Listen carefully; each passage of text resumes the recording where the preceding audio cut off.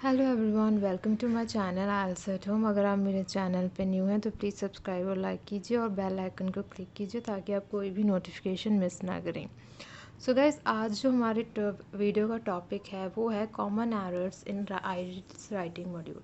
आइल्स में जो हम मोस्टली जो एरर्स कर देते हैं, कई बार पता नहीं चलता, पर बहुत ही जो बेसिक हैं जो नहीं होने चाहिए, तो उसके बारे में मैं आज आपसे बात करूँगी।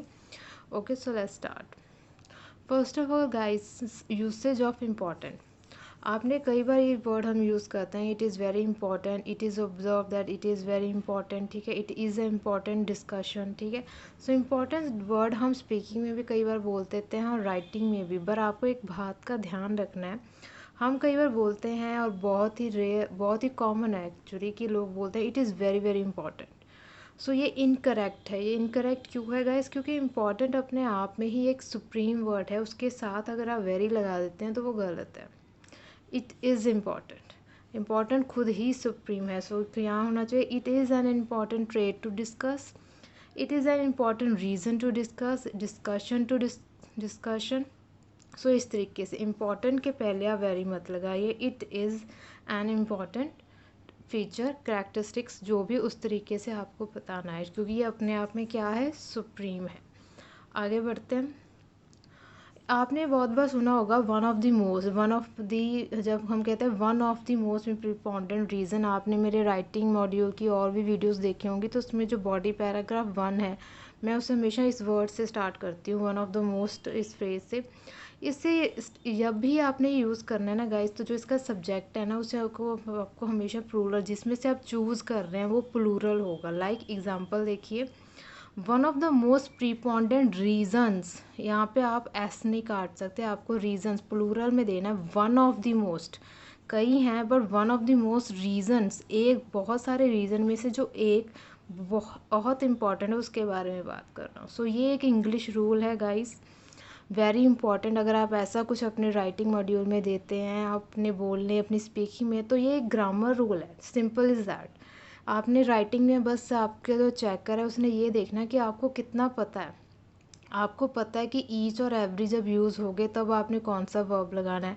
वन ऑफ द मोस्ट है तो किस तरीके से जाना है। हाउएवर यूज़ किया है तो आपने कॉन्ट्रास्ट की है कि नहीं की है स्टेटमेंट, ठीक है। विल की यूसेज की है तो कोई फ्यूचर में उसका इफेक्ट पड़ रहा है कि नहीं कर रहा। सो ये ही देखना होता है एग्जामिनर को कि आप कितनी हद तक वेरिएशंस दे सकते हैं, आपको ग्रामर के रूल्स पता है।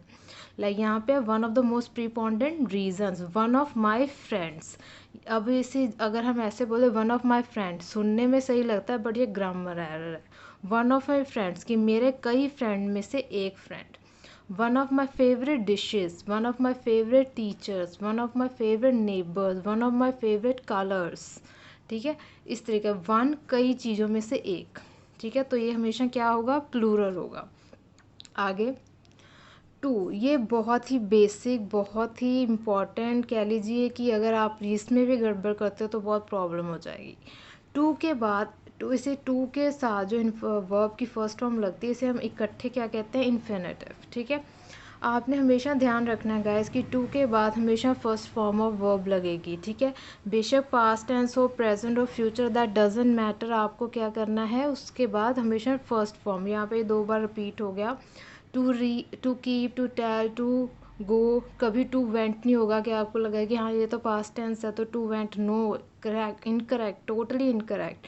To go, to keep, to receive, to perceive, to, ठीक है, टू टेल, टू टोल्ड कभी नहीं होगा, नेवर एवर, टू टेल, ठीक है। हमेशा first form, whether, present, future tense, that doesn't matter. अगर टू है, टू के बाद अगला कोई वर्ड अगर आपने चूज़ करना है, उससे इन्फिनिटिव बनाना, तो वो keep first form of verb आएगा। इससे पे अगर कोई ऐसे तो बी आता होता है, बी, टू बी डन, तब वहाँ पे आपकी अलग चीज़ है, वो अलग केस है। बट टू के साथ अगर आपने ध्यान रखना है कि हमेशा फर्स्ट फॉर्म ऑफ वर्ब आएगी, ठीक है। आई होप आपको यहाँ तक समझ आ गया। आगे चलते हैं guys, this is also very important, the number of, a number of. ये आपने कई बार देखा होगा अपने राइटिंग टास्क 1 में भी, कई बार आप यूज़ करते हो अपने राइटिंग टास्क 2 में। The number of car accidents, ठीक है, a number of car accidents. तो इन दोनों में गाइस बहुत फ़र्क है। वो क्या फ़र्क है, अ नंबर ऑफ जब आए ना, तब हमने प्लूरल वर्ब यानी एक से ज़्यादा मानकर चलना है कि हो रहा है। अगर अ नंबर ऑफ लगा हुआ है तो इसका मतलब प्लूरल वर्ब। एग्जाम्पल देखिए, a number of researchers are expected to attend the function. A number मतलब बहुत है, हमें नहीं पता कितने हैं, अंत नहीं है, ठीक है। A number of researchers are expected to attend the function, ठीक है। इस तरह का a number of car accidents were recorded, ठीक है, इस तरह से, ठीक है। ये आपका होता है इस तरीके से, ठीक है। इस तरीके से आपने करना है। अ है तो आपका प्लूरल आएगा, ठीक है। ये अ नंबर ऑफ की टाइम मैं बता रही हूँ। आगे चलते हैं। अगर द नंबर है तो गाइस सिंगुलर वर्ब यूज़ होगी। एग्जाम्पल है, the number of people lined up for ticket was 400। ये पास्ट टेंस में कर दिया है। इस भी आ सकता है, ठीक है, कि क्या आएगा, सिंगुलर वर्ब आएगी दी नंबर। इससे हम चल रहे हैं कि एक नंबर समझ के चल रहे हैं, हम इसे प्लूरल समझ के, सॉरी सिंगुलर समझ रहे हैं, ठीक है। द नंबर हो तो क्या आएगा, वॉज।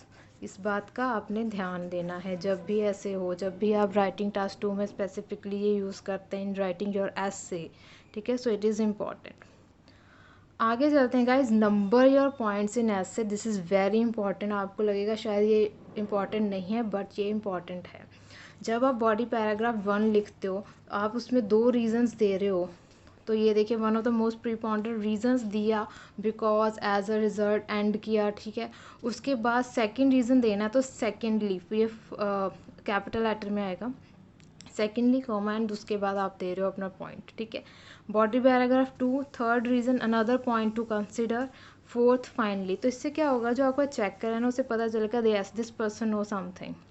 1 से सेंटेंस स्टार्ट हो रहा है, secondly, then another, finally, you know numbering की है प्रॉपर, ठीक है। आपको पता है कि क्या एग्जामिनर को आपने ना एक प्रॉपर एक डिश तैयार करके देनी है with all the flavours, so that जब भी वो देखें तो उन्हें लगे यस इट इम्प्रेसिव, ठीक है। उन्हें पता लग जाए कि हाँ 4 रीजंस दिए हैं, चारों अलग अलग हैं, वेरिएशंस हैं, ठीक है, डिफरेंस है इन सबके ओपिनियंस में, कि बच्चे को कुछ पता है, ठीक है। So this is guys, I hope आपको आज का टॉपिक समझ आया होगा। जितना हो सके अपने ऐसे को इम्प्रेसिव कीजिए। राइटिंग टास्क 2 पे ज़्यादा ध्यान दीजिए। राइटिंग टास्क 1 पे आप ध्यान रखिए ग्रामर का, कि वॉज वर्क का सेकंड फॉर्म, ठीक है, आपने कैसे यूज़ करनी है, आपने अपने ग्राफ्स को कैसे, फॉर ये एकेडमिक स्टूडेंट्स के लिए। और जीटी वाले अपना ध्यान रखें कि आप लेटर्स किस कंटेस्ट में लिख रहे हो, फॉर्मल लेटर है, इनफॉर्मल है, सेमी फॉर्मल है। राइटिंग टास्क 2 पे बहुत ध्यान देना लगा गाइज, वो बहुत इंपॉर्टेंट है। उस पर कभी मत ये सोचिए कि उसके पॉइंट्स मैटर कम करते हैं टास्क 1 से। टास्क 2 है जो मेन आपको बैंड से लाता है। तो टास्क 2 में जितनी वेरिएशंस होंगी, डिफरेंट काइंड ऑफ लाइंस होंगी, सेंटेंसेस होंगे, वेरिएशंस होंगी, अच्छी राइटिंग होगी। मतलब अच्छी राइटिंग से मेरा मतलब है कंप्लीट पैकेज, ओके। सो उसी तरीके से आपको नंबर्स मिलेंगे, ओके। सो कीप प्रैक्टिसिंग, अपनी होप जारी रखिए, पढ़ते रहिए, ठीक है। See you next time guys. Check for the playlist for more cue cards and writing as well. Thank you so much. Have a